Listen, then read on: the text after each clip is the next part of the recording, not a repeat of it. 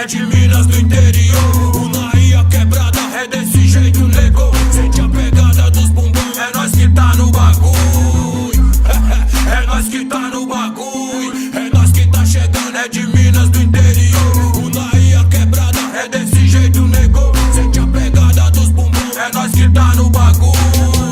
É nós que tá no bagulho. Cheguei chegando, ó nós aí malandro, na gira de ladrão. Salve aí pros mano que também tá na corrida, representando a família, fiel guerreiro de fé, que tem fé e não desanima.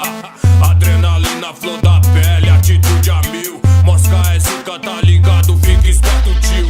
Aqui não é moda, é rap foda, os mano aqui é guerreiro. A rima é quente, sai da frente que o som é do gueto. É rap nacional, periferia e tal. É tudo nossos, gravam tremos, playboy passa mal. No rolê de quebrada, cabuloso nada. De óculos escuro e cabeça raspada. Tem uns que tela da ideia, aí é som de malandro. outros apoia, incentiva e acredita no sonho. Pergunta até do CD, quando vai ter pra vender. Só que não é fácil, fica caro, só quem é pra saber. Dizer que foi por amor, pelo som, pela cor. Questão de honra pra mim, tudo na raça muro. Salve pros grupos da quebra, os loucos pra das ideias. Revolução de favela, é nós firme e forte, já é nós que tá chegando, é de Minas do interior. O Naia quebrada é desse jeito, nego. Sente a pegada dos bumbum, é nós que tá no bagulho.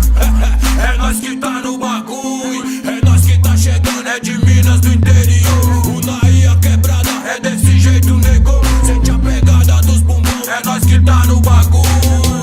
É nós que tá no bagulho. Só quem é, sabe de qual é, da dificuldade que passamos é pra representar na fé, né? E o bom é ver que quando no rolê os brothers vêm dizendo que o som ficou doideira, os mesmos lá que curte e compartilha, eles sempre farão parte da nossa família. Porque eu, quando não tinha nome, era apenas um simples homem em cima do palco, cara do microfone. E nas produ, o neguinho me tirava que era mais um. E graças a Deus hoje tô aqui de norte a sul.